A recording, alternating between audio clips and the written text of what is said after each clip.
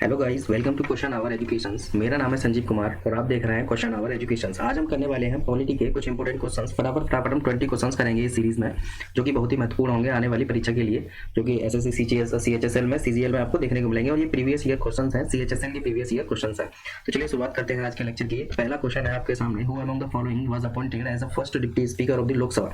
तो देखिए, जो पहले डिप्टी स्पीकर थे, यहाँ पर हमसे पूछा गया है डिप्टी स्पीकर। आप गलती से स्पीकर ना समझ लें, यहाँ पर डिप्टी स्पीकर के बारे में बात की गई है। तो जो एम ए अयंगर साहब थे, उनको डिप्टी स्पीकर बनाया गया था लोकसभा का, जो पहली लोकसभा बनी थी 1952 में सेटअप की गई थी। ठीक है, अब हम बात करते हैं कि ये बने कब थे। तो ये बने थे 30 मई 1952 को इनको डिप्टी स्पीकर बनाया गया था पहली लोकसभा के अंदर। चलिए नेक्स्ट क्वेश्चन है, question number second, the matters which are not points of order can be raised by a way of a special mentions under a rule.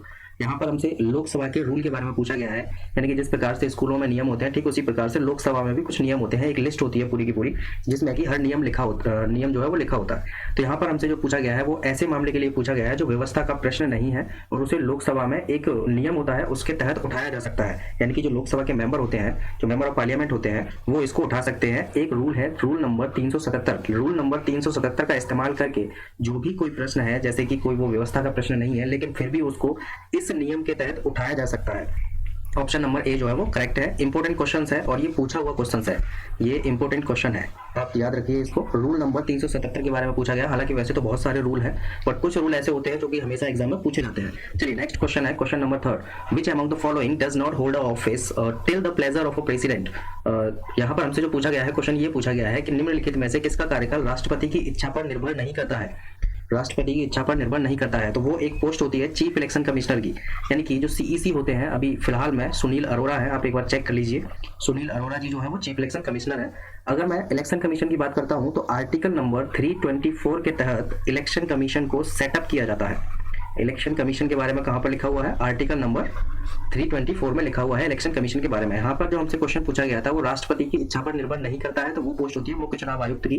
जो मुख्य चुनाव आयुक्त होते हैं, यानी कि सीईसी होते हैं, चीफ इलेक्शन कमिश्नर, वो जो है राष्ट्रपति की इच्छा पर निर्भर नहीं करता है। उनका कार्यकाल, जो उनका टेन्योर होता है, जो कार्यकाल होता है, वो राष्ट्रपति की इच्छा पर निर्भर नहीं करता है। चलिए नेक्स्ट क्वेश्चन है, question number 4, who among the following was the speaker of the 15th Lok Sabha. Option दे रखे हैं यहाँ पर, P A Sangma, option B is Ravi Ray, option C is Meira Kumar and option D is Sumitra Mahajan. ये दो नाम बहुत इंपॉर्टेंट हो जाते हैं, इनके बारे में पढ़ लीजिए। देखिए इस क्वेश्चन का आंसर हो जाएगा 15th लोकसभा जो थी वो रही थी 2009 से लेकर के 2014 तक। अगर आपसे क्वेश्चन पूछा जाता है कि प्रेजेंट टाइम पर कौन सी लोकसभा चल रही है, तो 17th लोकसभा चल रही है। और लोकसभा के जो अध्यक्ष हैं वो हैं ओम बिरला जी। इनका नाम बहुत इंपॉर्टेंट है, ओम बिरला। ओम बिरला जी जो है वो अध्यक्ष हैं लोकसभा के। 17th लोकसभा चल रही है। हमसे जो क्वेश्चन पूछा गया है 15th लोकसभा के स्पीकर के बारे में पूछा गया है, तो वो है मीरा कुमार। जो 15th लोकसभा थी उसमें जो स्पीकर थी वो थी मीरा कुमार जी, जो थी वो स्पीकर थी। देखिए आप एक आर्टिकल भी यहाँ पर याद कर लीजिए, आर्टिकल नंबर 93। आर्टिकल 93 में एक ऐसी व्यवस्था की गई है कि लोकसभा के अंदर, लोकसभा हैज स्पीकर, एक स्पीकर होंगे यानी कि एक अध्यक्ष होंगे और एक होंगे डिप्टी स्पीकर, जिनको कि उपाध्यक्ष भी बोला जाता है।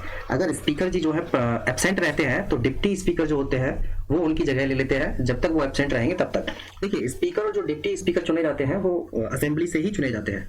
ठीक है, इसका आंसर हो जाएगा ऑप्शन नंबर सी जो है वो करेक्ट है। नेक्स्ट क्वेश्चन है हमारे सामने, क्वेश्चन नंबर है 5, according to the article number 243(5), ये बहुत इंपॉर्टेंट है, article number 243(5) clause of the constitution of India. यहाँ पर हमसे मिनिमम एज पूछी गई है म्युनिसिपैलिटीज की। अगर आपने मेरे पिछले लेक्चर देखे होंगे तो आप इसका आंसर आसानी से टिक कर देंगे, अगर आपने देखे होंगे तो। अदरवाइज वैसे भी ऑप्शन देख के टिक कर ही दोगे 21 साल। देखिए 21 साल जो है वो उम्र होती है। ये कहाँ लिखा है? ये लिखा है आर्टिकल नंबर 243(v) में, यानी कि 5 में। कितनी साल होगी? 21 साल उम्र होगी। किसकी होगी? म्युनिसिपैलिटीज के लिए। मैंने आपको दो चीज बताई थी, एक मैंने म्युनिसिपैलिटीज बताया था और एक मैंने आपको बताया था पीआरएस सिस्टम। देखिए पीआरएस सिस्टम की जो एज है वो लिखी हुई है आर्टिकल नंबर 243 क्लॉज F1A में। ये आर्टिकल है पूरा क्लॉज F1A में। F1A में लिखा हुआ है पीआरएस सिस्टम की जो एज होगी वो भी 21 साल होगी, यानी कि 21 ईयर्स होगी। यहाँ पर मैं आपको दो आर्टिकल और बताता हूँ। एक आर्टिकल है आर्टिकल नंबर 84B। इसमें क्या लिखा हुआ है? इसमें जो भी हमारे मेंबर ऑफ पार्लियामेंट होते हैं, जिनको कि हम सांसद बोलते हैं, मेंबर ऑफ पार्लियामेंट, जिनको कि सांसद बोला जाता है, उनकी उम्र के बारे में लिखा है कि 25 ईयर्स उनकी एज होगी, तभी वो मेंबर ऑफ पार्लियामेंट बन सकते हैं। एक और यहाँ पर आर्टिकल है आर्टिकल नंबर 173B, जिसमें कि विधानसभा यानी कि लेजिस्लेटिव असेंबली, जिनको भी हम एमएलए बोलते हैं, उनकी उम्र के बारे में लिखा है 25 साल की उम्र है तो आप एमएलए बन सकते हैं, member of the legislative assembly. ये यहाँ पर इंपॉर्टेंट क्राइटेरियाज हैं। 243(f)(1)(a) में पीआरएस सिस्टम के बारे में लिखा है। आर्टिकल नंबर 243 फिफ्थ क्लॉज में जो है वो लिखा हुआ है म्यूनसिपैलिटीज के बारे में, 84 बी में लिखा हुआ है एमपी के बारे में, और आर्टिकल नंबर 173 बी में लिखा हुआ है एमएलएस के बारे में जिनकी की उम्र 25 साल होगी। हमसे यहाँ पर जो क्वेश्चन पूछा गया था वो म्यूनसिपैलिटी के लिए पूछा गया था, तो आप आंसर लगा ही देंगे, ऑप्शन नंबर डी जो है वो करेक्ट है। चलिए नेक्स्ट क्वेश्चन है क्वेश्चन नंबर 6, पढ़िए इसका क्या आंसर हो सकता है। देखिए एक अमेंडमेंट किया गया था 42nd नंबर का अमेंडमेंट, कॉन्स्टिट्यूशन अमेंडमेंट, और ये कब किया गया था, ये किया गया था 1976 के टाइम पर, और इसमें 3 चीज जोड़ी गई थी हमारे प्रियम्बल के अंदर। वो 3 चीज क्या थी वो मैं आपको बताता हूँ। एक पहला वर्ड जोड़ा गया था इंटीग्रिटी, इंटीग्रिटी का मतलब होता है अखंडता। एक और वर्ड जोड़ा गया था जिसका नाम है सोशलिस्ट यानी कि सामाजिक, और एक और है यहाँ पर सेक्युलर, सेक्युलर इंडिया बोलते हैं, सेक्युलर। 3 वर्ड जोड़े गए थे। हमसे जो क्वेश्चन पूछा गया है और ऑप्शन के हिसाब से अगर मैं जाऊं तो इंटीग्रिटी मेरे को ऑप्शन करेक्ट करना पड़ेगा। देखिए अब मैं 42nd कॉन्स्टिट्यूशन अमेंडमेंट पर आता हूँ।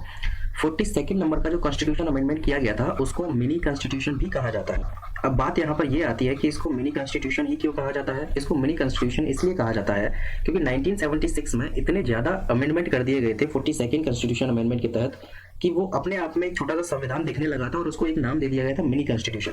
और वहीं से इस क्वेश्चन की शुरुआत हो गई पूछने की, और एग्जाम्स जो है बड़े मजे के साथ इस क्वेश्चन को पूछते हैं। देखिए और 42nd में अगर मैं एक और बात करूं तो देखिए 42nd नंबर का जो कॉन्स्टिट्यूशन अमेंडमेंट किया गया था उसमें फंडामेंटल ड्यूटीज को जोड़ा गया था। आर्टिकल नंबर 51A जोड़ा गया था जिसमें कि 11 फंडामेंटल ड्यूटीज लिखी हुई हैं। पार्ट नंबर 4A जोड़ा गया था जो कि फंडामेंटल ड्यूटीज से रिलेटेड है, जो हमारे मौलिक कर्तव्य होते हैं वो हमारे आर्टिकल नंबर 51A में लिखे हुए हैं, और वो 42nd कॉन्स्टिट्यूशन अमेंडमेंट के तहत जोड़े गए थे 10। उस टाइम पर 10 जोड़े गए थे, और बाद में एक और 86 नंबर का कॉन्स्टिट्यूशन अमेंडमेंट किया गया था 2002 के अंदर, जिसमें कि एक और फंडामेंटल ड्यूटीज को जोड़ दिया गया था, और उसके साथ ही हो गए थे 11। पहले जो जोड़े गए थे वो 10 जोड़े गए थे, ये आप याद रखें। एक क्वेश्चन फेमस क्वेश्चन पूछता है कि क्या जो फंडामेंटल ड्यूटीज हैं क्या वो जब संविधान बना था तब से संविधान के अंदर है, तो आपने आंसर टिक करना है नो, वो जोड़े गए थे 42nd नंबर का कॉन्स्टिट्यूशन अमेंडमेंट 1976 के तहत। चलिए नेक्स्ट क्वेश्चन है question number 7, who decide the admissibility of a questions in a Lok Sabha. यहाँ पर जो हमसे क्वेश्चन पूछा गया है प्रश्नों की स्वीकार्यता का फैसला कौन करता है। जाहिर सी बात है जब लोकसभा के बारे में बात की है तो जो उसके स्पीकर होंगे, जो अध्यक्ष होंगे वही करेंगे। स्पीकर चाहेंगे तो सब कुछ होगा, स्पीकर नहीं चाहेंगे तो कुछ नहीं होगा। देखिए यहाँ पर जो क्वेश्चन पूछा गया है स्वीकार्यता के बारे में पूछा गया है, यानी कि एडमिसिबिलिटी के बारे में पूछा गया है। अगर लोकसभा के स्पीकर को लगता है कि किसी मंत्री या फिर किसी मेंबर ऑफ पार्लियामेंट द्वारा जो उठाया गया सवाल है वो करेक्ट नहीं है, या फिर लोकसभा की जो रूल्स होते हैं उसके खिलाफ है, या फिर सभा में बोलने लायक नहीं है, तो वो डिसमिस कर सकते हैं उस क्वेश्चन को, चाहे वो किसके द्वारा भी उठाया गया हो। स्पीकर की बहुत पावर होती है, यहाँ पर स्पीकर की बहुत ज्यादा पावर होती है। स्पीकर कौन है ये मैंने पहले क्वेश्चन में ही बताया था, ओम बिरला जी।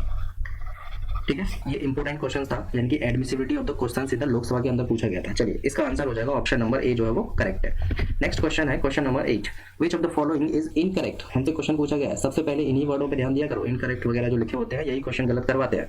Incorrect match of the state and it's chief minister. देखते हैं भाई, अरुणाचल प्रदेश की बात कर रहे हैं तो गेगोंग अपांग, अरे नहीं यार ये तो गलत बात है, ये तो पहला ही ऑप्शन इसका इनकरेक्ट है। यहाँ पर लिख लीजिए पेमा खांडू जी। पेमा खांडू जी जो है वो अरुणाचल प्रदेश के चीफ मिनिस्टर है, यानी कि सीएम है। उड़ीसा के जो सीएम है वो नवीन पटनायक है, काफी सालों से चले आ रहे हैं। सिक्किम के जो है वो पीएस गोले हैं, 2019 में बने थे। आंध्र प्रदेश के जगन मोहन रेड्डी हैं, सबको नाम पता होगा जगन मोहन रेड्डी जी के बारे में। ऑप्शन नंबर ए जो है इस क्वेश्चन का सही हो जाएगा। चलिए नेक्स्ट क्वेश्चन है question number 9, As of the June 2019, who among the following is the chairman of the 15th Finance Commission? जो 15वां वित्त आयोग बनाया गया था। देखिए फाइनेंस कमीशन अलग होता है और जो लोकसभा होती है वो अलग होती है। देखिए फाइनेंस हमसे यहाँ पर पूछा गया है 15वीं फाइनेंस कमीशन, यानी कि जो अभी इस टाइम पर चल रही थी वो 15वीं फाइनेंस कमीशन बनाई गई थी, और मैंने आपको बताया था लोकसभा कौन सी थी, तो 17वीं लोकसभा थी। ये आपको दोनों पॉइंट याद रखने हैं, कंफ्यूज नहीं होना है इन दोनों में। देखिए फाइनेंस कमीशन के जो चेयरमैन बनाए गए थे इस टाइम पर वो बनाए गए थे एनके सिंह जी, और इनसे पहले जो थे वो थे शक्तिकांत दास साहब। इनसे पहले जो रहे थे वो रहे थे शक्तिकांत दास साहब। क्वेश्चन पूछ लिया जाता है इसलिए इंपोर्टेंट है, बता दिया है। फाइनेंस कमीशन, देखिए एक आर्टिकल पढ़ लीजिए, आर्टिकल नंबर 280, आर्टिकल नंबर 280 में फाइनेंस कमीशन के बारे में लिखा हुआ है कि एक फाइनेंस कमीशन सेटअप की जाएगी। इंपोर्टेंट आर्टिकल है, फेमस क्वेश्चन है, सीधे डायरेक्ट क्वेश्चन पूछता है आर्टिकल नंबर 280 के बारे में। चलिए नेक्स्ट क्वेश्चन है question number 10, as per the constitution of India the president may resign his office by writing under the hand address to. क्वेश्चन ये पूछा गया है साफ साफ कि जब प्रेसिडेंट जो है रिजाइन देना चाहे अपनी पोस्ट से तो वो किसको देंगे। देखिए एक होते हैं प्रेसिडेंट और एक होते हैं वाइस प्रेसिडेंट, ये दोनों आपस में चेंज कर लेते हैं, बता। एक होते हैं प्रेसिडेंट और एक होते हैं वाइस प्रेसिडेंट। प्रेसिडेंट को राष्ट्रपति बोला जाता है, इनको बोला जाता है उपराष्ट्रपति। जो राष्ट्रपति होते हैं अगर उनको अपना रिजिग्नेशन देना है तो वो देंगे उपराष्ट्रपति को, अगर उपराष्ट्रपति को देना होगा तो वो देंगे राष्ट्रपति को, मतलब दोनों आपस में एक्सचेंज कर लेते हैं, ठीक है। जो वाइस प्रेसिडेंट होते हैं ये राज्यसभा के अध्यक्ष भी होते हैं, जिनको कि चेयरमैन बोला जाता है, यानी कि ये होते हैं चेयरमैन ऑफ राज्यसभा। अब आप इस क्वेश्चन का आंसर आसानी से लगा देंगे, ऑप्शन नंबर बी जो है वो करेक्ट हो जाएगा, यानी कि जो नहीं ऑप्शन नंबर बी नहीं होगा, यहाँ पर ऑप्शन नंबर बी भी दे रखा है, राज्यसभा के सभापति यानी कि चेयरमैन ऑफ द राज्यसभा। वैसे होते तो चेयरमैन राज्यसभा के हैं ही ये उपराष्ट्रपति यहाँ पर, लेकिन अगर द वाइस प्रेसिडेंट दे रखा है तो इसका आंसर जो होगा वो हो जाएगा द वाइस प्रेसिडेंट, यानी कि जो उपराष्ट्रपति होंगे वो आंसर इसका करेक्ट हो जाएगा। अगर देखिए मैं आपको प्रेसिडेंट के बारे में बताता हूँ तो मैं इनका कार्यकाल बताता हूँ, जो इनका टेन्योर होता है वो कहाँ लिखा है, आर्टिकल नंबर 56 जब आप पढ़ेंगे तो आर्टिकल नंबर 56 में इनके टेन्योर के बारे में लिखा हुआ है कि इनका 5 साल का टेन्योर होगा। अगर मैं प्रेसिडेंट के बारे में एक और बात बताना चाहूँ तो प्रेसिडेंट के बारे में एक और बात ये है कि ये जो है हेड होते हैं, एक एग्जीक्यूटिव के हेड होते हैं, ये एग्जीक्यूटिव, लेजिस्लेटिव और एक होती है जुडिशरी, यानी कि एग्जीक्यूटिव यानी कि कार्यपालिका, लेजिस्लेटिव यानी कि विधायिका और जुडिशरी यानी कि न्यायपालिका। इन तीनों के जो हेड होते हैं वो होते हैं president of India. President of India अगर कोई व्यक्ति है तो उनको स्टेट का फर्स्ट पर्सन माना जाता है। यहाँ पर जो मैंने स्टेट वर्ड बोला है वो एक पूरी कंट्री से रिलेट करता है, हमारे यहाँ पर जो राज्य है उनसे रिलेट नहीं करेगा ये स्टेट जो वर्ड बोला गया है मैंने भारत के लिए बोला है, यहाँ पर इस्तेमाल जो किया गया है भारत के लिए इस्तेमाल किया गया है। ऑप्शन नंबर डी जो है वो इसका करेक्ट हो जाएगा। चलिए नेक्स्ट क्वेश्चन है question number 11। As per the Constitution of India, the panchayats at the intermediate level may not be constituted in a state having a population not exceeding। Question जो पूछा गया है वो ये पूछा गया है कि भारत के संविधान के अनुसार मध्यवर्ती स्तर पर पंचायतों का गठन एक ऐसे राज्य में नहीं किया जा सकता है जिसकी जनसंख्या निम्नलिखित में से किससे अधिक न हो। देखिए अगर किसी यहाँ पर राज्य की बात की, किसी राज्य की जनसंख्या जो है वो ऑप्शन दे रखे हैं, A option 30 lakh, B option जो दे रखा है वो दे रखा है 40 लाख और सी ऑप्शन जो दे रखा है वो दे रखा है 10 लाख, हाँ डी ऑप्शन। देखिए 20 लाख मिल गया। ये देखिए 20 लाख से ऊपर अगर जनसंख्या है तो उसमें मध्यवर्ती जो पंचायत सिस्टम होता है वो नहीं लिया जाएगा। मैंने आपको पीआरएस सिस्टम के बारे में बताया है, जो पीआरएस सिस्टम जोड़ा गया था वो जोड़ा गया था 73rd नंबर का कॉन्स्टिट्यूशन अमेंडमेंट किया गया था और ये कब किया गया था 1992 में किया गया था और इसके तहत 3 टायर यानी कि 3 टायर पीआरएस सिस्टम जोड़ा गया था। वो 3 टायर कौन कौन से होते हैं ये मैंने आपको पिछले लेक्चर में बता दिया है, आप जाके देख लीजिए। अब मैं बात करता हूँ कि जो पंचायती राज सिस्टम था वो इफेक्ट कब से हुआ था, यानी कि कब से लागू किया गया था। तो आपने देखा होगा 24 अप्रैल का नाम सुना होगा, बहुत फेमस डेट है 24 अप्रैल 1993। 24 अप्रैल 1993 में इसका उद्घाटन मतलब इसको अप्लाई किया गया था, इंप्लीमेंट किया गया था 24 अप्रैल, और उसी दिन से हम पंचायती राज दिवस मनाते हैं 24 अप्रैल के रूप में। अभी फिलहाल में प्रधानमंत्री नरेंद्र मोदी जी ने देश को एड्रेस किया था 24 अप्रैल को, तो आपको पता होगा पंचायती राज सिस्टम से रिलेटेड। एक और आर्टिकल देख लीजिए, एक आर्टिकल है आर्टिकल नंबर 243B। 243B में लिखा हुआ है पंचायती राज सिस्टम के बारे में, यानी कि पीआरएस सिस्टम के बारे में लिखा हुआ है। इंपॉर्टेंट क्वेश्चन है। चलिए नेक्स्ट क्वेश्चन है question number 12। The power to inquire into and decide all doubts and disputes arising out of the election of the president is vested in। अगर राष्ट्रपति का जो इलेक्शन होता है उस टाइम पर अगर कोई डिस्प्यूट अराइज हो जाए या फिर कोई बात बिगड़ जाती है तो उस समय पर जो पावर दी जाती है वो किसको दी गई है कि वो दखलंदाजी इसमें कर सकते हैं। तो देखिए ये जो पावर दी गई है सिर्फ और सिर्फ सुप्रीम कोर्ट को दी गई है, यानी कि सर्वोच्च न्यायालय को दी गई है। ऑप्शन नंबर सी जो है वो करेक्ट हो जाएगा। अब मैं बात करता हूँ इलेक्शन के लिए जो प्रेसिडेंट का इलेक्शन होता है वो किस आर्टिकल में लिखा हुआ है कि किस आर्टिकल के तहत प्रेसिडेंट जी का इलेक्शन किया जाएगा। ठीक है, देखिए आर्टिकल नंबर 52 के बारे में आपने पढ़ा होगा। आर्टिकल नंबर 52 में साफ साफ लिखा है कि there shall be a president, यानी कि हमारे देश में एक प्रेसिडेंट होंगे, ये आपने पढ़ा होगा। इंपोर्टेंट आर्टिकल है आर्टिकल नंबर 52, ये आप याद रखिए। चलिए नेक्स्ट क्वेश्चन है इसमें question number 13। Which one of the following union territories has been granted with a partially statehoodship. Option A is Puducherry, option B is Daman and Diu, option C is Dadra एवं Nagar Haveli and option D is Lakshadweep. देखिए एक question अभी पूछा जाने लगा है, हमारे यहाँ पर 28 स्टेट हैं और 8 यूनियन टेरिटरीज है, ये आप याद रखिए। 8 जो है वो यूटीज है, इंपॉर्टेंट है, पहले 9 हुआ करती थी अब 8 हो गई हैं। जो पुदुचेरी है उसको स्टेट यानी कि पार्शियली स्टेटहुडशिप का भी दर्जा दिया गया है। हालांकि ये एक यूनियन टेरिटरी है लेकिन इसको राज्य का, आधे राज्य का भी दर्जा दिया गया है पुदुचेरी, इसीलिए यहाँ पर ये क्वेश्चन फेमस हो जाता है क्योंकि ये ही सिर्फ एक यूनियन टेरिटरी ऐसी है जिसको कि आधे राज्य का दर्जा दिया गया है।